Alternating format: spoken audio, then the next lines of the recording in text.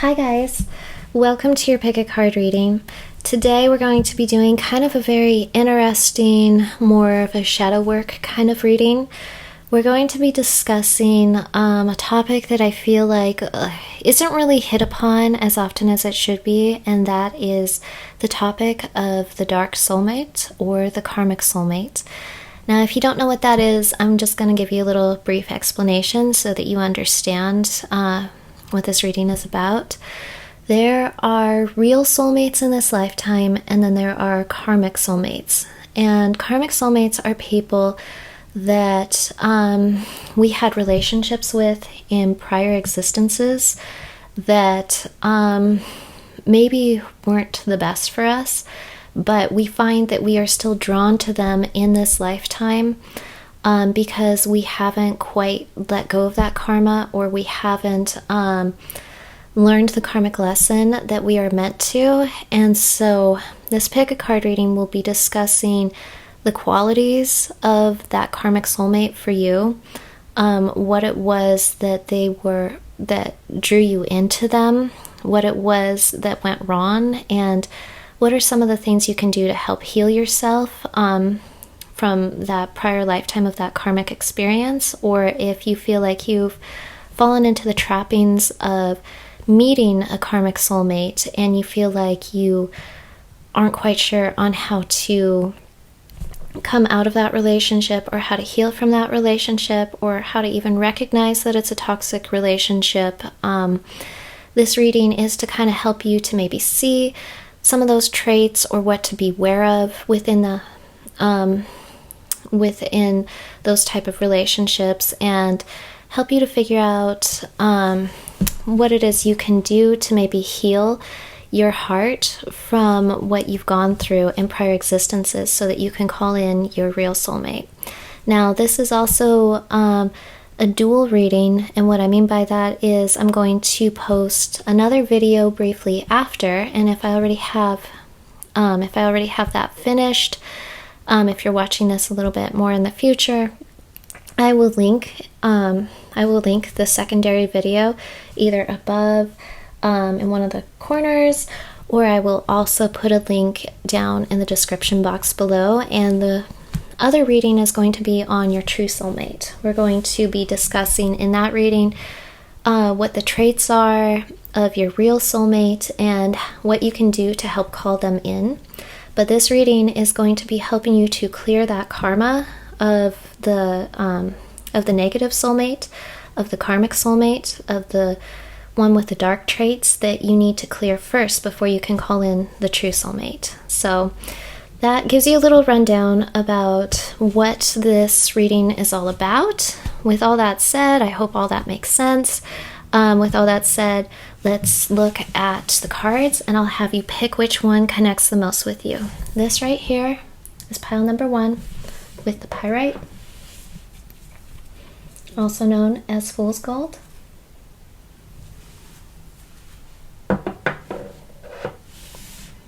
Pile number 1, pile number 2, pile number 3. Pile number 2, we have the moonstone. And pile number 3, we have the raw Brazilian amethyst. If you can see that. I will give you just a moment to meditate on each of the cards. Take your time with this, see which one calls to you. If you have more than one pile call to you, then listen to more than one pile, as we have more than one soulmate in over the course of many lifetimes, and many karmic soulmates as well. So there might be messages in each one of the readings if you feel called to them. But I'll give you a moment to meditate upon the cards, and then I will see you in the reading. See you then.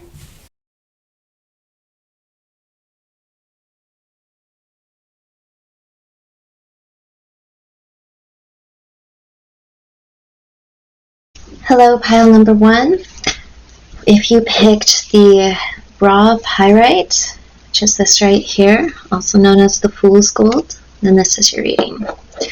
I've already shuffled some of the cards. We have Jupiter return, we have Taurus and we have the air element communication. So I wanted to begin with talking about the characteristics of your karmic soulmate. What is it that drew you into this person in the first place? What is it that you found so alluring and captivating in prior lifetimes? And what is it that you need to learn in this lifetime to overcome? So with these cards, what I'm seeing right away is that the personality of this person was somebody that was very, very charming.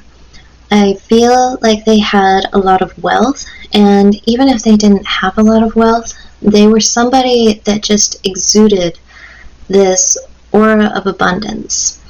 They're a person that knows just what to say in any type of situation.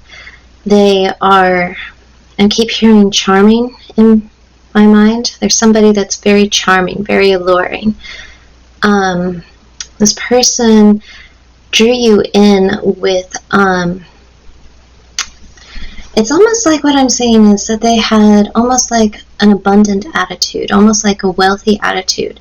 That doesn't mean that this person in prior existence was wealthy, but I see that they were the type of person that just kind of behaved like they had it going on. They had a lot of wealth in their capacities. They were somebody that was wealthy in intellect. They were the type of person that was able to figure out anything that was thrown their way. They're the type of person that it's like they had an abundance in intellect. And I think in other lifetimes that might have been something that made them a lot of money. They benefited off their mind, and I think they prospered greatly from it. I can see that they were somebody that lived off of their wits, and because of that, this was something that was very alluring to you. I feel like the two of you were able to connect on an intellectual level that you haven't been able to connect with anyone before. But I see that also created within them a certain amount of arrogance, and I'm hearing almost like a pompousness that was coming through. Just this, and this was something that I'm seeing that you tolerated in past lifetimes, because it's not that this person wasn't, it's like you could see that this person had a lot to be proud of. And so this pride, this arrogance within this person, it wasn't like it was coming out of nowhere. It was like, well, this person really is super intelligent. This person really is accomplished. This person has every right to brag. But I feel like it was that very character that drew you into them. Seeing how abundant they were in intellect, seeing how smart they were, seeing how capable they were of making anything happen. It was all these things that drew you into them, but it was also the same thing that that was kind of toxic to you. And the reason for that is, I see that this person was not only very smart, but also very, very adventurous and a little bit of an opportunist. I feel like this person was somebody that could see opportunities where like everybody else was seeing hardships. So it's kind of like wherever there were lemons, this person was capable of making lemonade. And even if there were no lemons, this person was capable of figuring out how to plant the seeds to grow some lemons. Like, this person was very, very clever and was very, very prosperous because of that. But I also see that this person was not quite as generous with others, nor as understanding of others. it's kind of like it's not that I'm saying that they were cold. I feel like they had almost a jovial kind of personality and was very fun, but this person was very, it was like domineering in a covert kind of way. And it was like they were controlling, but they were very, very covert about it. I see that they were somebody that ruled people, maybe, or ruled over you, I guess would be a better way to say it, because you were in the relationship with them. They ruled over you by their logic, and because they were so prosperous within like the physical world of using their logic, this person really didn't see that they lacked true logic when it came to matters of the heart. And so it was almost like they could talk you into things you didn't want to do, talk you out of things you didn't want to do, or talk you out of things you did want to do. And it was like you had a hard time seeing past their capacity for reason, that you kind of felt trapped, almost like you were very, I want to say like they were very possessive and very domineering over you, but it wasn't like they were doing this with, I don't know, with like brute force. They were doing this with their mind. They had such a powerful mind, and I think that it was like when it was used for good, it was a good thing, but because it was so powerful, I feel like it became corrupted and it was used against you in a way that led you down the wrong path. And so let's get some more cards on this, and let's find out more about the relationship. So let's find out how this person betrayed you, or what negative karma came between you two that you need to break free of. Here we go. Pile number 1. There's 1. We have the Witness. Oops, I can get that in. Let's see if we can get a couple more cards.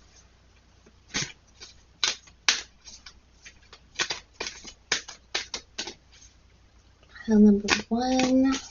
About the karma between them. We have Transmission. And this card wanted to come out, popped right out. It's, ooh, okay. It says the Monster Within. Alright, let's look at these. So the first card says Witness, to know, personal evidence, to speak out. We have Transmission, spreading of conditions, influence, and impact. And then we have the Monster Within, internal struggle, personal challenges, wanting to improve. All right, pile number 1. Just adjust that. So what I'm getting is when things started to go sour. Like I was saying, this was a very, very intellectual person. It's like they had such a beautiful mind, and I feel like you must have a beautiful mind as well, because our soulmates that we're drawn to always reflect something within our own nature and our own consciousness. And I feel like in prior lifetimes with this soulmate, you trusted this person so greatly, and you thought that they were, what's coming to my mind is that you thought that they were smarter than you. You thought they were more intellectual than you. You thought that they knew what was best, because that's how they always behaved. And they were incredibly talented in figuring things out. But what I feel is that their mind became corrupted. It's almost like I'm feeling that they chose almost a laziness in their mental capacities that then allowed it to become corrupted. And I feel like this person put doubts within your own mind. What I'm getting is that this person created karmic wounds within you. That this person made you doubt yourself. This made you doubt your own. What I'm hearing is it made you doubt your own eyes. It made you doubt your own capacity to see reality, that you were gaslit so very much by this person. That you became blinded to the monster that was creeping within this person. That what I mean by monster is that I think this person became corrupt in their ideas. That they started to use their intellect for methods of controlling others. That they were almost like a wolf in sheep's clothing. And they didn't start out that way. That I think it was through power, and it was like once this person came to a position of prosperity and finally getting ahead in life, it was like what I'm saying is that it's almost like, this is a weird image, but it's almost like this person was so clever when you first met them, that they were almost like a fox, that they were just very smart and very witty. But as this person became more prosperous, that fox turned into a wolf, which I know is impossible, but just bear with me. That this became someone that was more aggressive, more interested in using this great tool of their mind to control other people. And not just you, but I see it as maybe could have been on a larger scale too. They could have been somebody that was like, what I'm seeing is maybe like a professor or somebody that had very high standing in that community of that time period, and that they were guiding people with their ideas. And because you were so close to this person, that it's almost like they infected your mind with the negativity that was in their own mind. And that's something that you're meant to overcome within this lifetime. That this kind of polluted your capacity to see yourself clearly, that maybe this person put a real negative perspective in your own mind of yourself, that you didn't really see yourself as capable as you are. It's like they made you doubt your own mind. And so it's almost like they put this this hazard, that anytime you go to pursue the things that it is that really makes sense to you, that you start to doubt yourself. And it's and that kind of pulls you away from what it is that you're meant to do. But you're meant to overcome this. So let's get a little bit more on the love relationship. Because you might have already met this person in your lifetime, or again, or you might once again meet this person within this lifetime, or other partners that reflect this to help you to overcome this, to help you to trust your mind over theirs. So just shuffling the cards here. So let's get a little bit more information on the love between you two and what that relationship was like, so that you can beware of it and choose the right karmic partner this time. More. Right. We have forgiving and learning. This is funny. We have release your ex. We have wedding. Feel for some reason to pull one more, so let me just pull this one out, scoot it over. We have reconciliation. All right. So what I'm getting from this,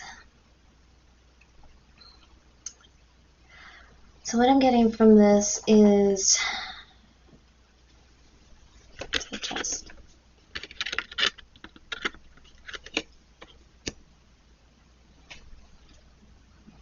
All right, pile number one. What I'm seeing is that the spirit guides want you to be aware of this type of karmic partner because it really did damage you in a past life. It made you feel as though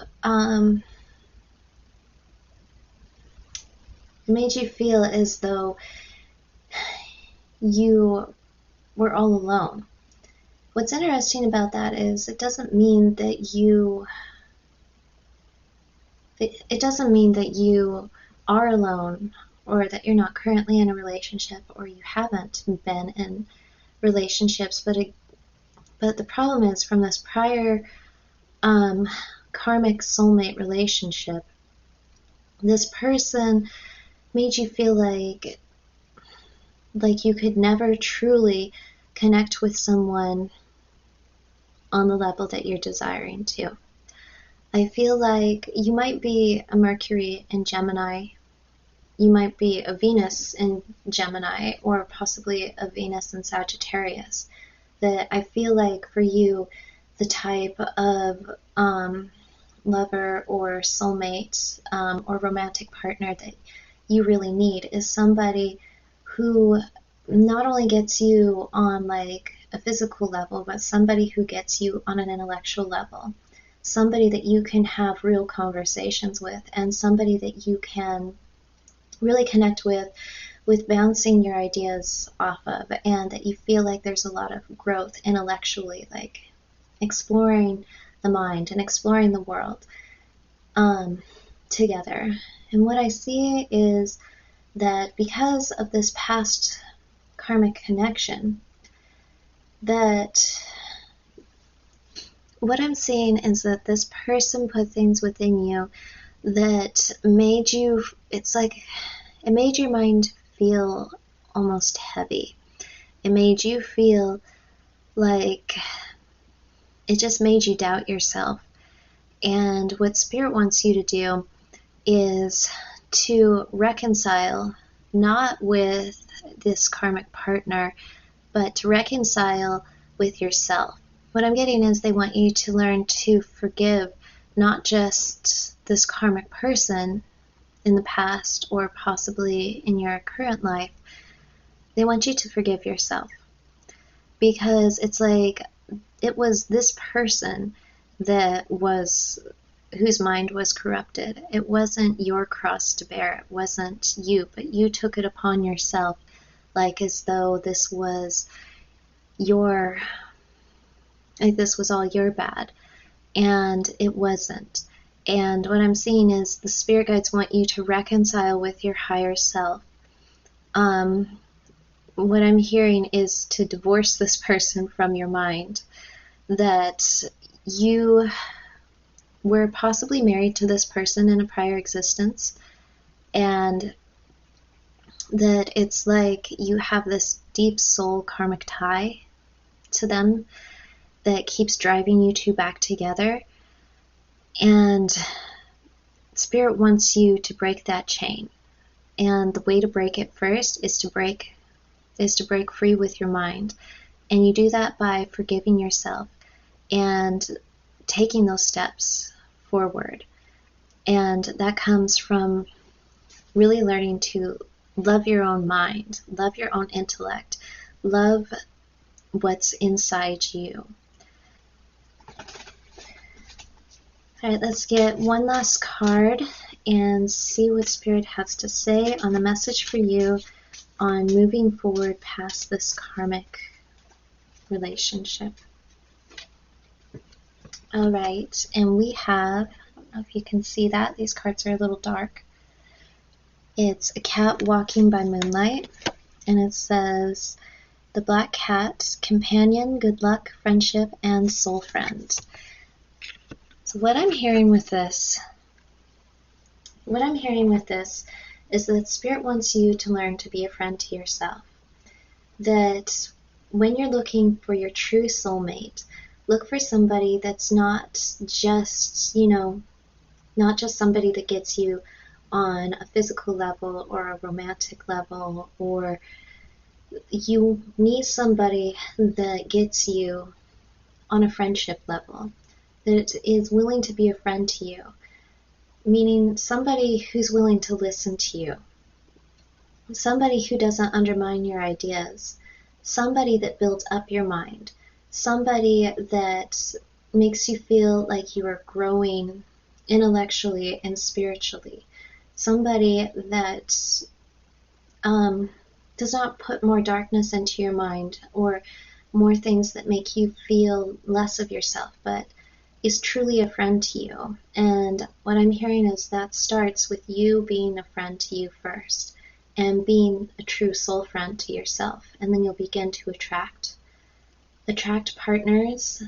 I'm hearing this isn't just within romantic partnerships either, that you will be attracting, once you start to be a real friend to yourself, you're going to be attracting friendships and business partnerships and colleagues and people around you that really are capable of that true soul friendship to you, that will make it so that you no longer have kind of these feelings within your own mind that makes you feel less than, but you truthfully will have healed and recovered. So pile number 1, if you enjoyed this reading, please let me know in the comments below, as I really love to hear from you guys. And please give me a thumbs up, as that helps my channel to grow. And I hope that you enjoyed this reading, and I hope to see you in the next pick a card. Have a beautiful day.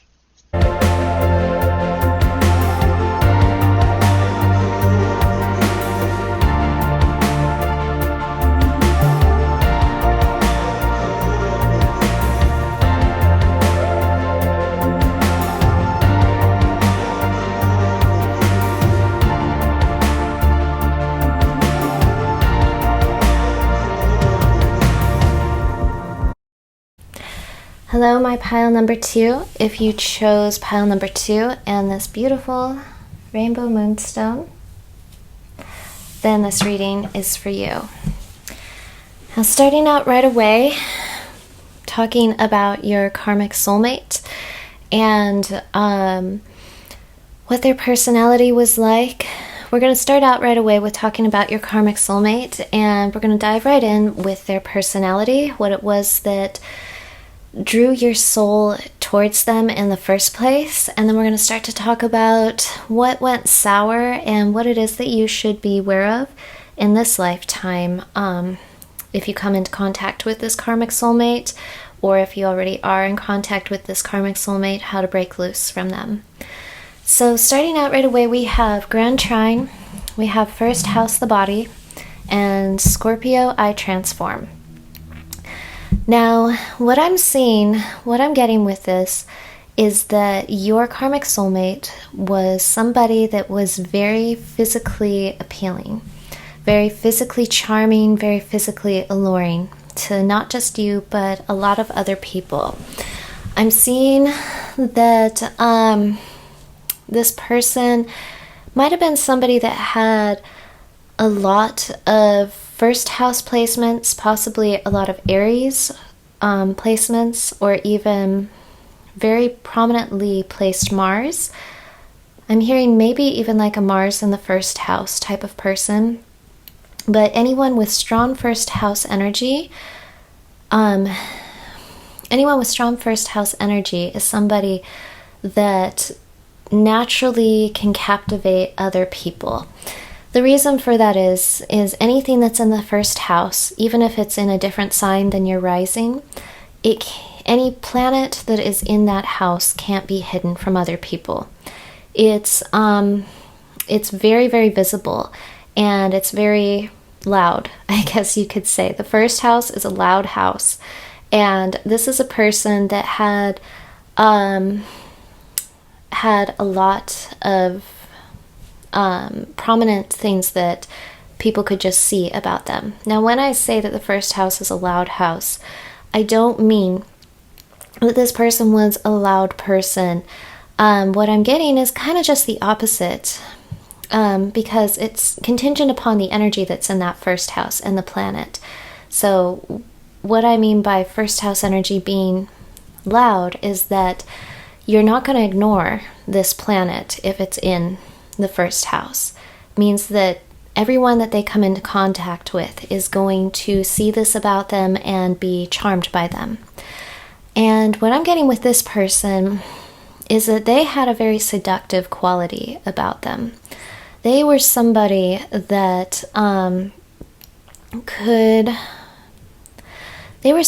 could charm just about anyone.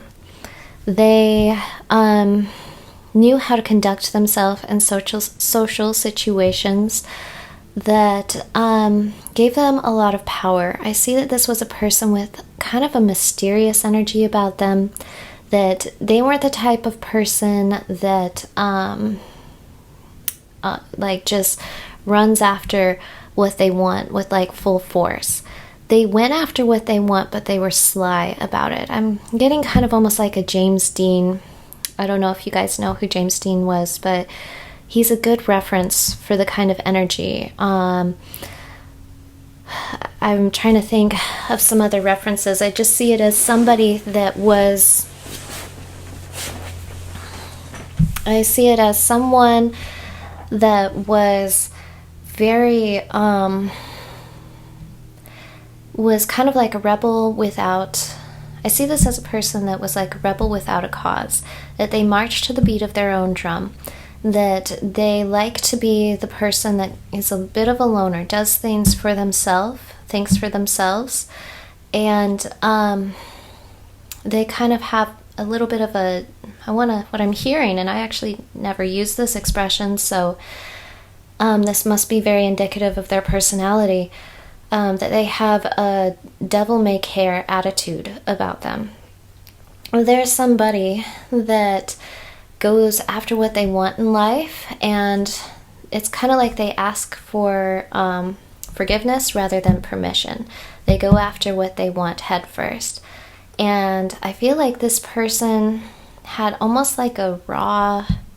Well, what I'm hearing is like a raw sexuality about them, a raw, visceral, passionate appeal to them. That even if their physical body in prior lifetimes wasn't like what we would call conventionally attractive in this time period, or since we are talking about your karma, say during whatever time period it was you knew this person, whatever the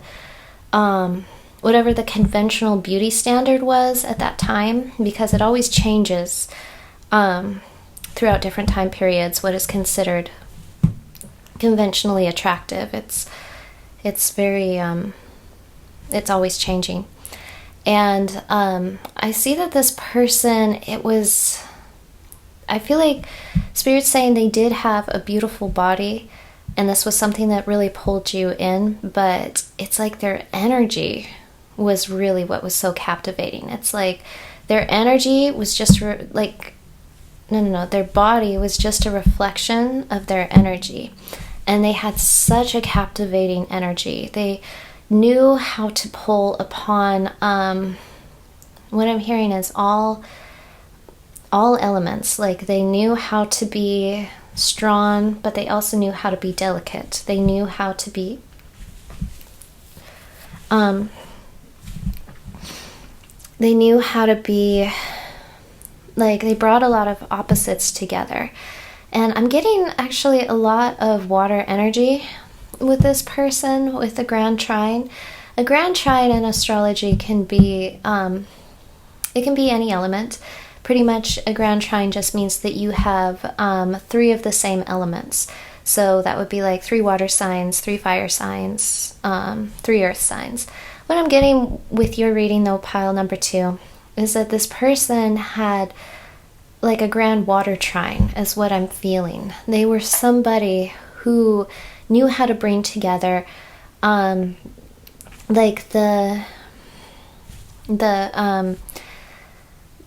all the imaginative, otherworldly, dreamy side of Neptune and Pisces, but they also knew how to bring forth the power and the seduction and the charisma of Scorpio, and mixing that with like the Cancerian lovingness, the Cancerian ability to heal others, to comfort others, to really care for another. Like, they really knew how to balance strength and power with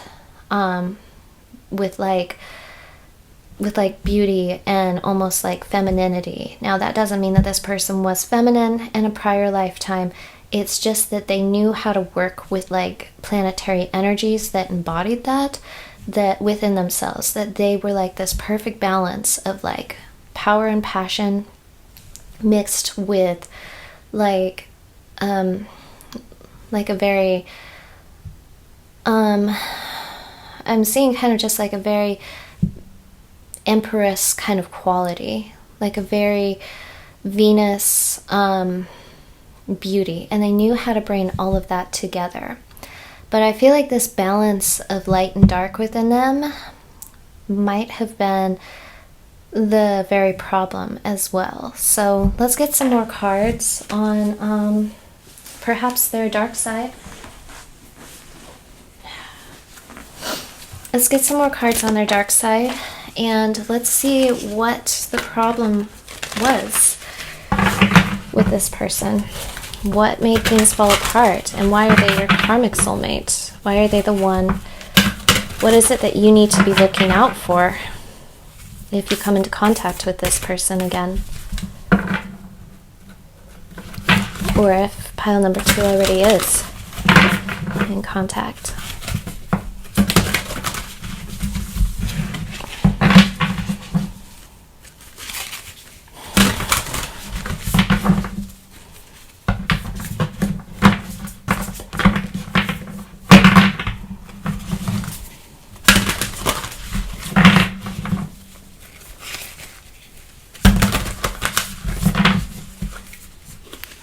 Okay, my pile number 2, we have jealousy that came out, we have prey, and we have immortal. It says underneath, envy, punishment, changing course. This says prey, stalked, it says stalked, invaded, watched, and this one is immortal. It says the consuming... Yeah, that is what it says. The consuming family, pressure of peers. Okay. So, what I'm getting with what went wrong with this person. This person, you didn't see it at first. Because you didn't see these qualities in this person at first. But I feel like in retrospect, when you look back, or looked back in that lifetime, or if you've met this person already in this lifetime, that it's like, oh, I should have, like, you were kicking yourself, like, oh, I should have seen these things ahead of time. Like, these things were present within this person, and yet it was like almost like they had you under a bit of a spell. What I'm seeing is that this was a very jealous person, a very possessive person.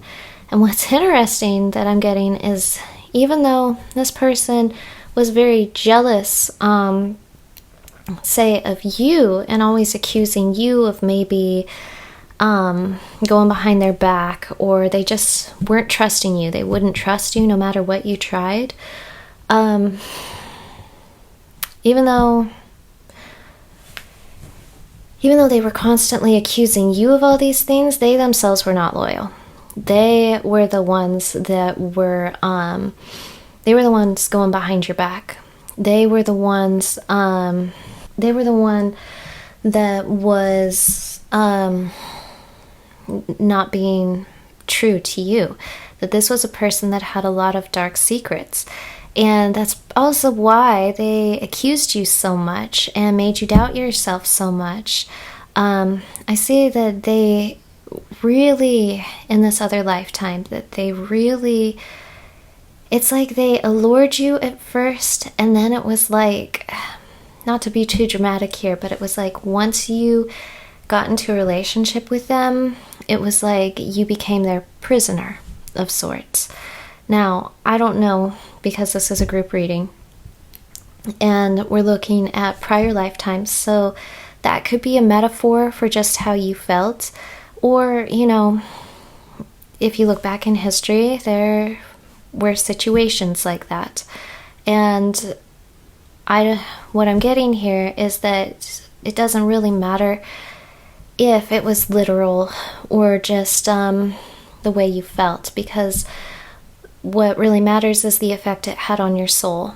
And that the effect it had on your soul was that you felt like, even once you got out of that situation in that lifetime, that it's almost like there's this creeping presence that has followed you karmically. That it's almost like you feel like you're never truly free of this person. That maybe that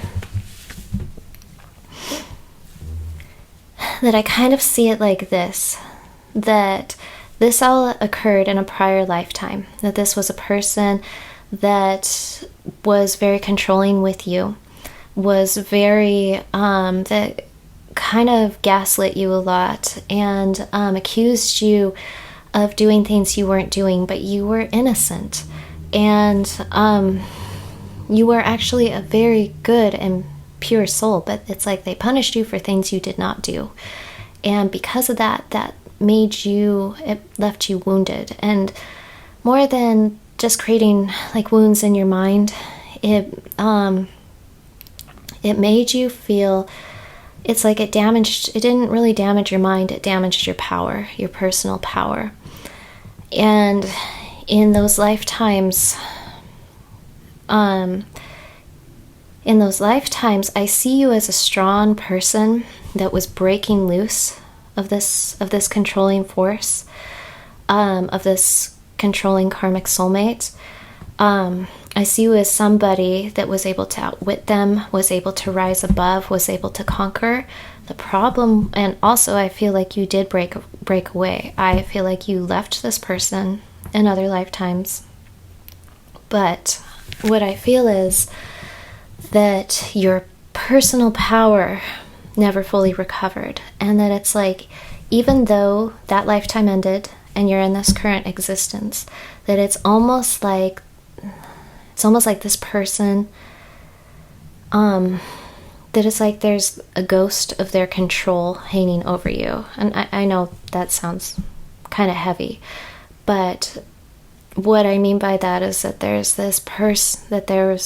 this looming energy where you never feel fully free, and you feel hesitant on fully asserting your power. And when you get into relationships, it's like you are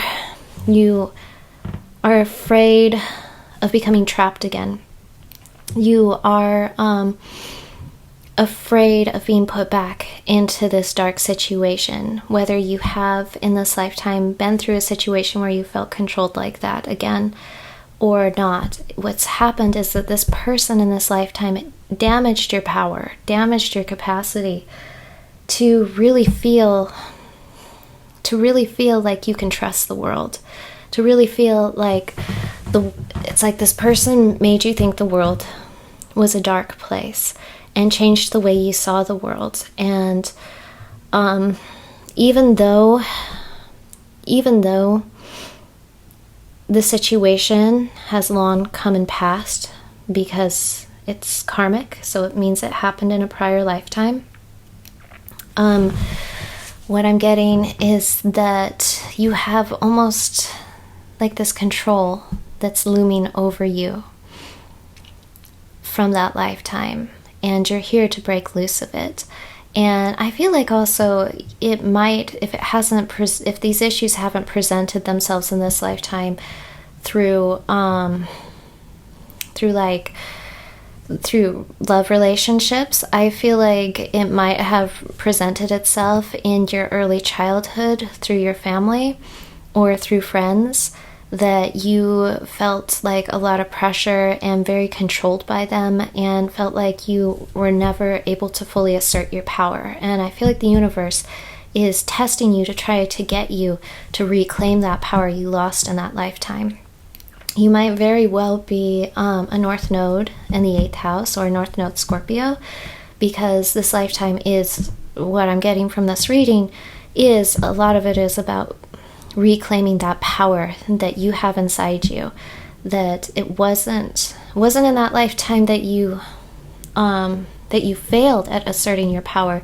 It's that they damaged you on a spiritual level, and that's what you got to heal, because there's no reason for you to feel disempowered, especially since you're such a powerful person. You stood up to this person. So but getting your soul to heal from those wounds that person put on you, that's what we got to figure out. So let's get some more cards.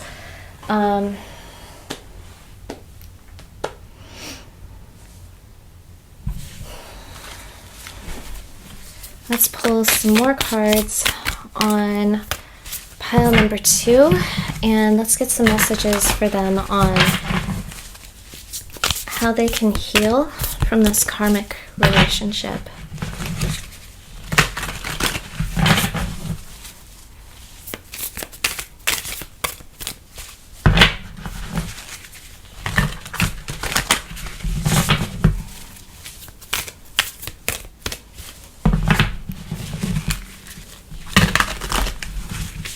Okay, pile number 2.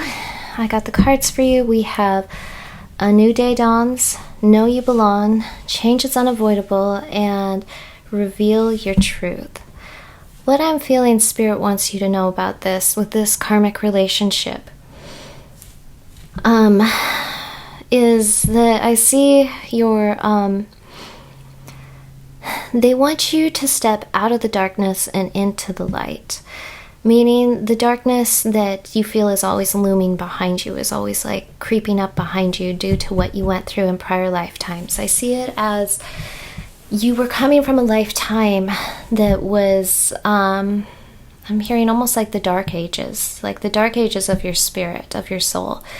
A lot of difficult, was what I mean to say, a lot of difficult things happened in that lifetime that you weren't ready for and weren't expecting. It was like you had kind of during that lifetime, a new soul, that you were kind of a fresh, clean slate coming into this world, and the universe kind of put you through the ringer during that lifetime. And it did that, I'm hearing, to help you to attain wisdom, because the serpent always indicates wisdom, and that you actually chose these karmic lessons before you incarnated to go through these different lifetimes, to help your soul to evolve more rapidly, to attain wisdom quicker, because it's actually the hard things in life that help us to grow. And now that you have gone through this in this lifetime, what the Spirit wants you to know is that you are capable of coming out of this, I'm hearing, dark night of the soul, that you are meant to step into the light. You're meant to be that light, and to stop holding back your power. That being true to your truth and not concealing who you really are, whether in love relationships or in life or in the world, is actually what you're here to do. Because what I'm hearing is that what this karmic relationship did to you was that it made you think that if you're true to yourself and you express who you truly are, which is actually a very powerful individual, you might be a Pluto in the 12th house person, actually. Just throwing that out there. That just came into my mind. But you're a very, very powerful person, but yet you feel the need to conceal that power because you feel like you'll be like you won't be loved, like you will be cast off because of that. And what Spirit wants you to know is that when you show your true face, when you show your true power, like that is the personality, that is the spirit you incarnated on this earth to be. And then it's just going to be like this bright this bright light that shines forth to others, that kind of overpowers the darkness within them. And you'll actually find people and soulmates and your true soulmate that you actually feel like you belong with, that you don't feel like you need to wear a mask with, that you feel like you can express your true self. And what I'm getting is your true self is deeply connected to the higher realms, and that's where you get your power. You get your power directly from source. So let's pull one more card. I'm going to be using this beautiful deck called the Nocturnal Oracle deck. And we're going to get one card for pile number 2 as their guiding message about this karmic relationship. Alright, pile number 2, we have this beautiful, I think it's a water lily. Let me look at it. Oh, it is a water lily.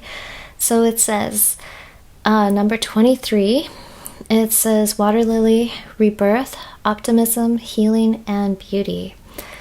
And the messages I'm getting from this, let's just place this that way. The messages that I'm getting from this is that you need to heal yourself. And the number 23 stood out to me with that, because 23 refers to changing your beliefs within your mind.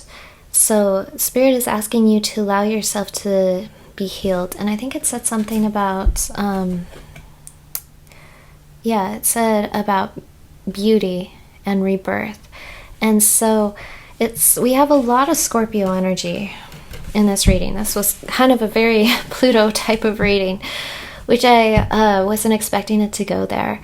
But I feel like what Spirit is asking you to do is to step into more of like this hopeful, beautiful energy, to let what was in the past from this prior existence kind of pass away, you could say. Let it be in the past life, and start to look ahead, look forward, let yourself heal. And I'm also getting the message that a lot of your healing is coming from the healing of your subconscious mind, and that you are expected to, that this lifetime is about transformation and the rebirth of the rebirth of your perspective in this lifetime. That's what you're here to do, is to rise out of that darkness that you came from in this prior lifetime, and to see the light. Not just see the light, to be the light, to allow that light into your heart. Because I think you were maybe a little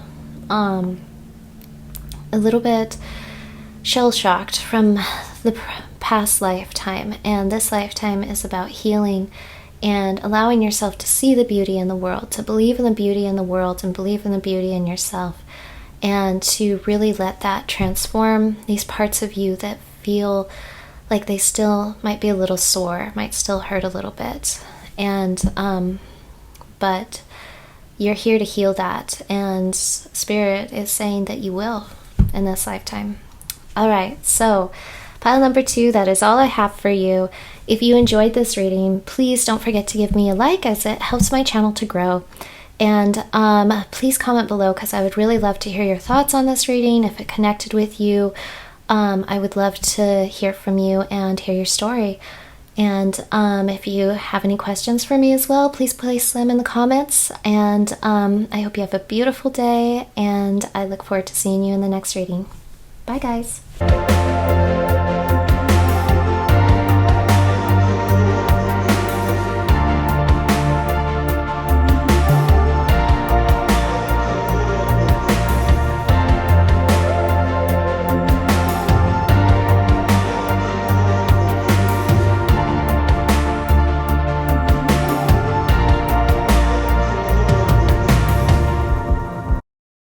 Hello, pile number 3. If you chose this beautiful raw amethyst, I'm trying to hold it up so you can see, then this is your reading about your karmic soulmates.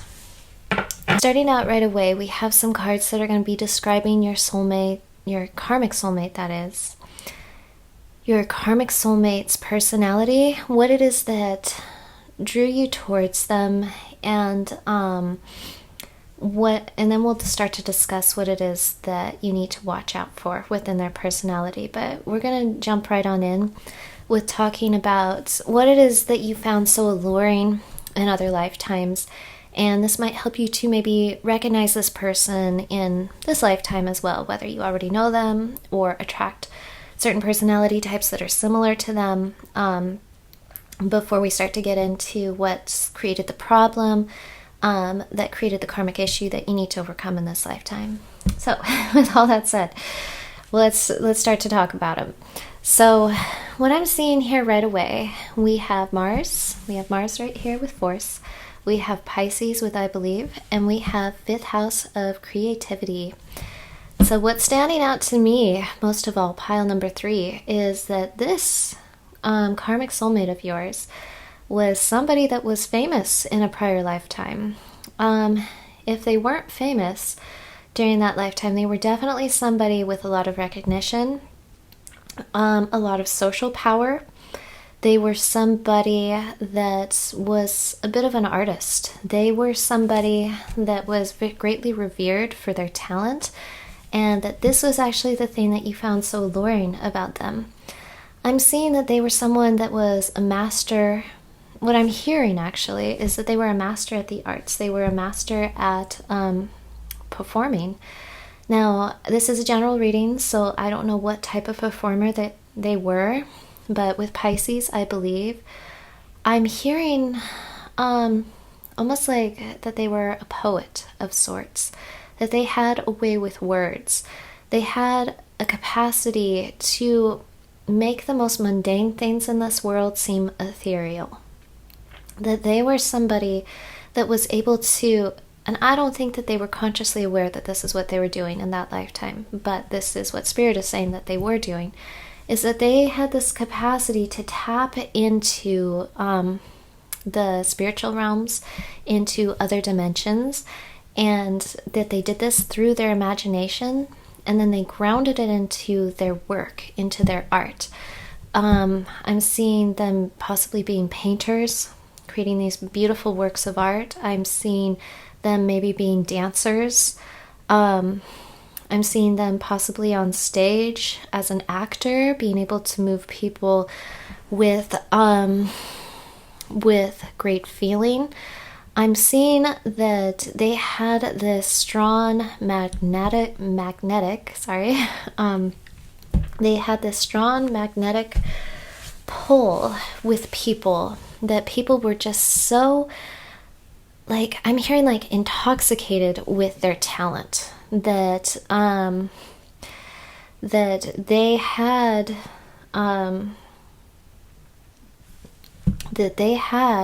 this capacity to really, really pull people in, and more than pull people in, influence. They had the capacity to influence people with their art. And I'm seeing that this person, I'm not so much getting that they were a water sign. I'm getting more that they were like a fire sign, and that they had a really prominently placed Neptune, either in that life or this life. But I feel like people that would reflect this karmic relationship will have similar type of birth chart placements. Because I'm seeing that this was a person that possibly had like a lot of Leo in their chart, or maybe strong Sagittarius. Maybe they had Neptune in Sagittarius, or have that. That they were somebody that was ultra creative. And what I'm getting is that part of their creativity, that they might have also had a lot of mutable energy, because I see also that this was a person that was always changing. Like, you just couldn't quite pin them down or hold on, like pinpoint who they were. And it was almost like they wore many masks, whether figuratively or literally. I feel like this was a person that everybody like couldn't figure out what is it that makes this person so talented, that it's almost like they thought that this person was almost like gifted from above, that they were what I'm getting is this person had a lot of fans in that lifetime, and that a lot of people looked at them like, is this person even human? How do you have this information? Like, how do you make something out of nothing and make something so beautiful? It's like people literally thought that this person was almost like a witch, or in connection with like dark forces at times, which wasn't true. It was that these people were almost like superstitious, or almost like or suspicious, I mean to say, were suspicious of this karmic soulmate of yours, because they had so much talent. And they were like, well, where did you get it? Surely it can't be. Some people, even criticized them for it. And so what I'm getting, that it wasn't the talent that was a problem for this person. I'm seeing that this person might have had a little bit of a big ego because they were so gifted. They might have been a little bit self-absorbed. They might have been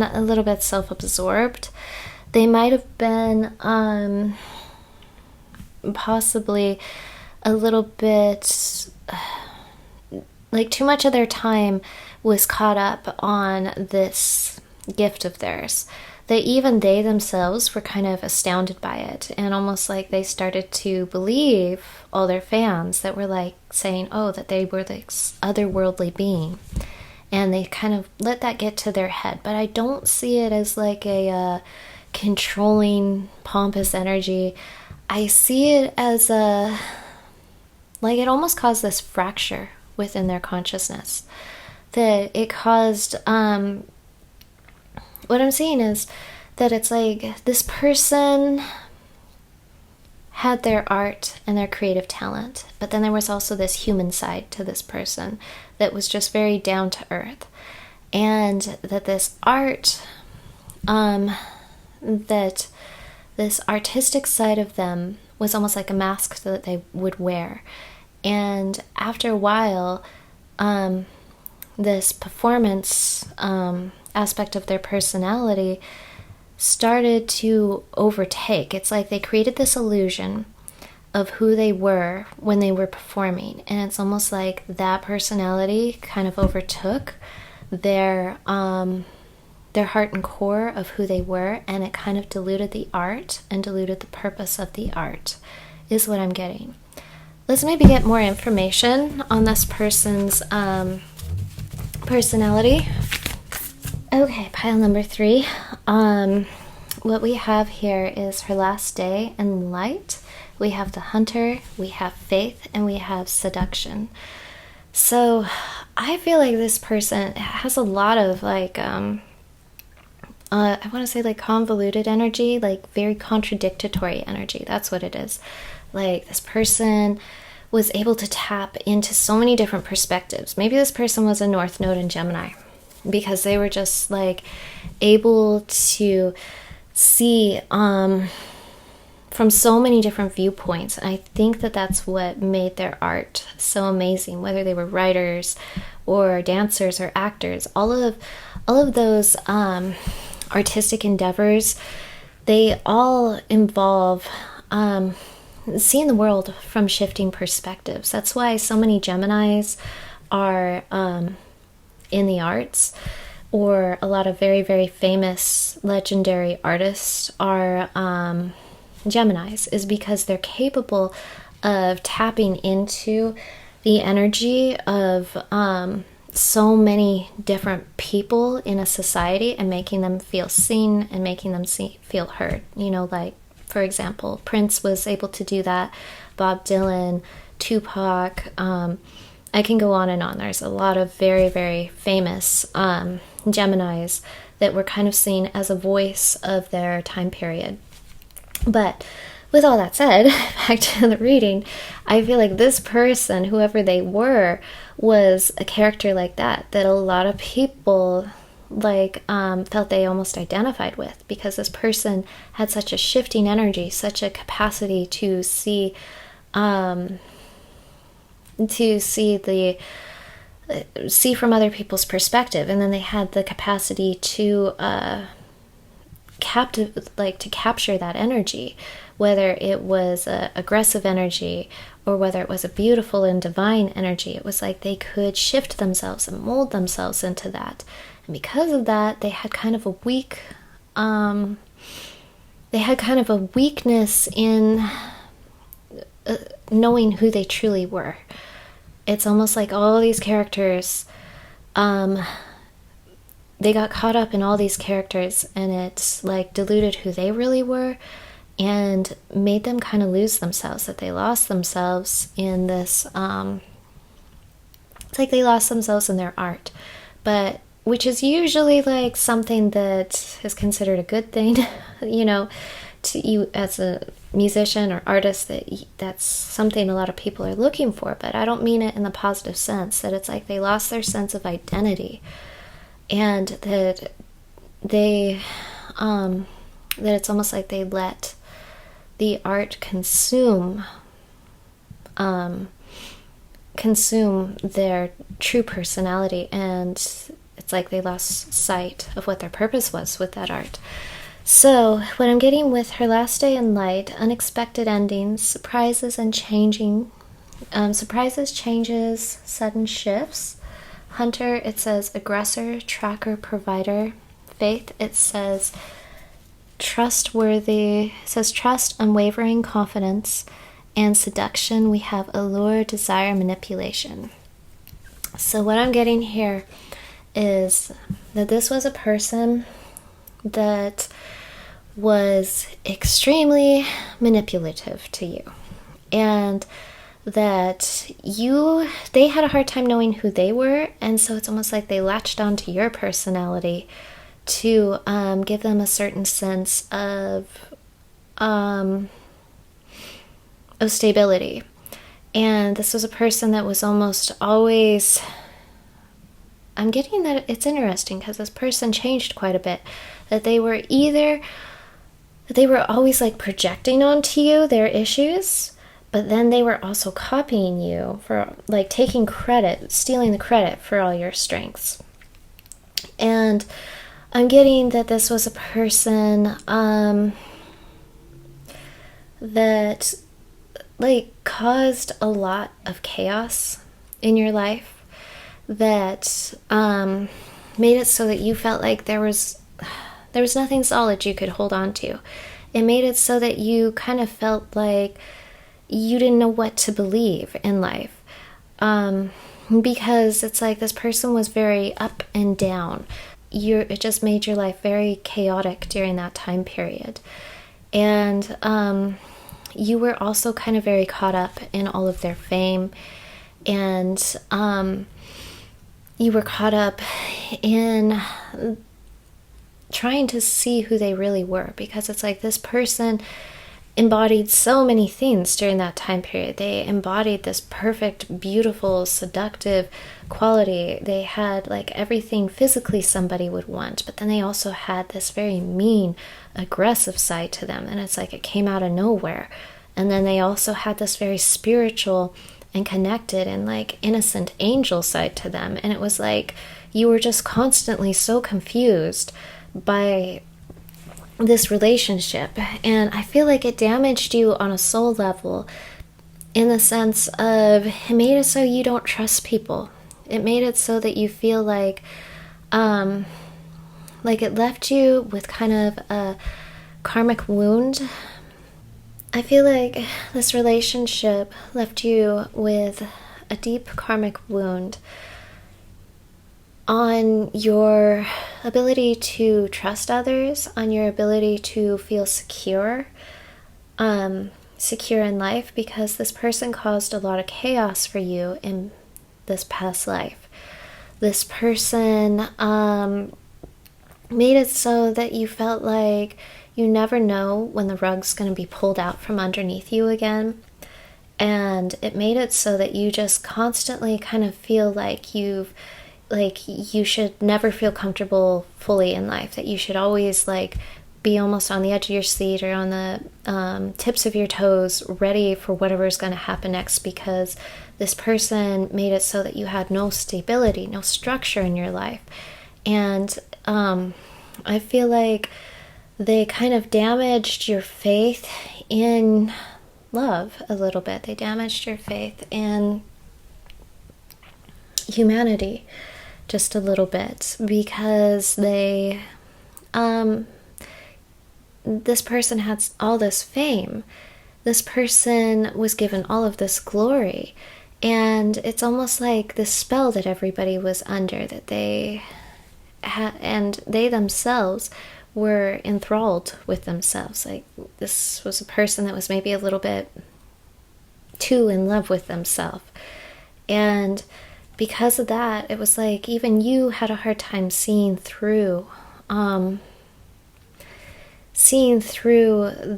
veil that this person had created, seeing through the mask that this person was wearing. And it made you feel like you never know who to trust. You never know what is solid. You never felt like in this life like that person's love was real. And it made you feel like there was kind of this empty space in your heart. And because of that, you've kind of guarded your heart in this lifetime. And let's get some information now on what Spirit wants you to know on how to heal. On how to heal your heart from this relationship. Pile number 3, we have see the truth, let your emotions flow, and calm the storm. And what I'm getting that Spirit wants you to know on how to heal from this karmic relationship is that the answer is actually within learning to reconnect with your gut instincts. And learning to ground yourself in the physical world and in nature, and also in the emotional world. I feel like this relationship really made you feel kind of like you were thrown around a lot with your emotions, that like your heart was thrown around all over the place. And that the way that you can heal from this is the Spirit wants you to calm the storm within your mind. They want you to calm the storm within yourself and to get in touch with your true nature, to not be looking to others for validation of your emotions, to not be looking to others for validation or security, but to see the truth with your own eyes, to see the truth within yourself. And Spirit really wants you to start looking at the world through the perspective of your higher self. What I'm hearing is looking through the world through the perspective of your third eye chakra. See, like opening that up and seeing the world from a more spiritual sense rather than from rather than from the chaos that life and relationships can put on us. That it's actually your connection to spirituality is what is going to heal this, that's going to call in your true soulmate. And I feel like you must have possibly some strong earth or earth houses in your birth chart, because spirit really wants you to open up your spiritual senses by connecting with nature, with the natural world, meaning, and that doesn't just mean, going outside. That can mean a bunch of things. That can also mean, connecting with a pet as well, and seeing that there are certain safe places to love. And I see it as connecting with your hands as well, meaning that doing things that you're using, like using your hands in the physical world, like maybe playing an instrument, or what I'm actually hearing is like gardening, or something that really connects you with and grounds you to this physical world and to your physical capacity for creation. I feel like that your true soulmate is somebody that is very, very spiritual and is very, very connected to other realms. And in order to draw that person in, that spirit wants you to reconnect with that part within yourself, because this other karmic soulmate was a trick, and it was important for you to learn these karmic lessons, to see that, to learn how to have proper boundaries around your heart. But also it's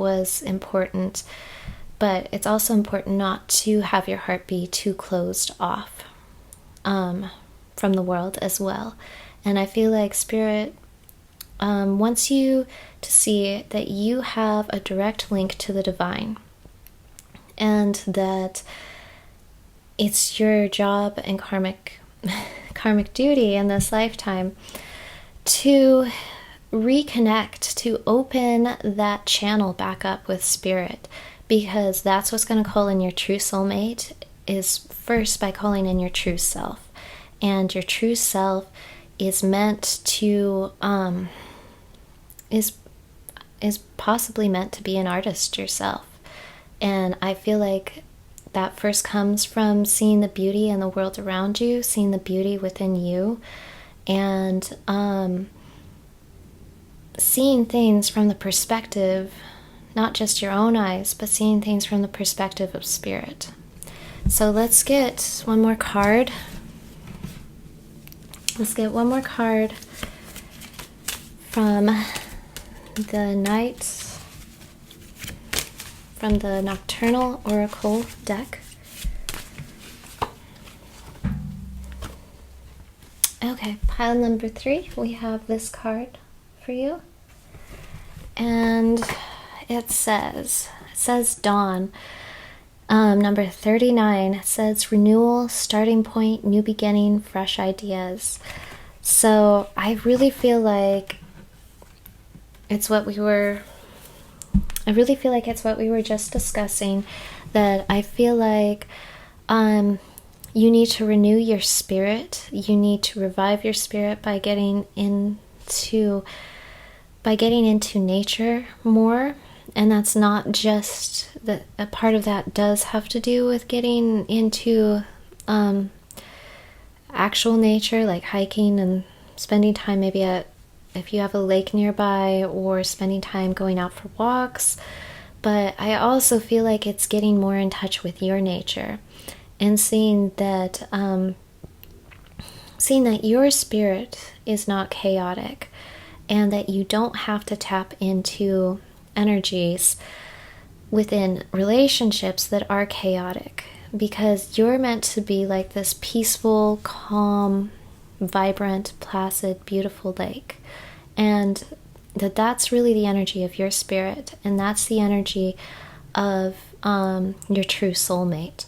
And I feel like what spirit wants you to know is that it's like there's a dawn on the horizon. There's a new day coming for you within your relationships, that even if you're already in a current relationship with somebody, I see that you are about to embark upon a new light of day, a new journey, because your higher self is calling you, and I feel like you're about to answer that call, and it's going to call in your true soulmate. And if you're already with that true soulmate, I feel like it's going to call in your soul tribe, because I feel like you have a great spiritual gift and spiritual work ahead of you, and I feel like it all comes first from tapping into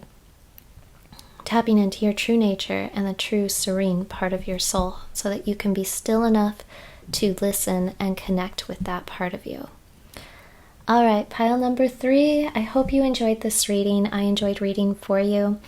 If you enjoyed it, please comment below your thoughts, your feelings, how it connected, as I really love to hear from you guys. And please give me a like if you enjoyed this reading, as it helps my channel to grow. And please subscribe to my channel if you'd like to see more pick a cards and more astrology videos that I will be posting soon. I hope you all have a beautiful and amazing day, and I hope to see you in the next reading. Bye, guys.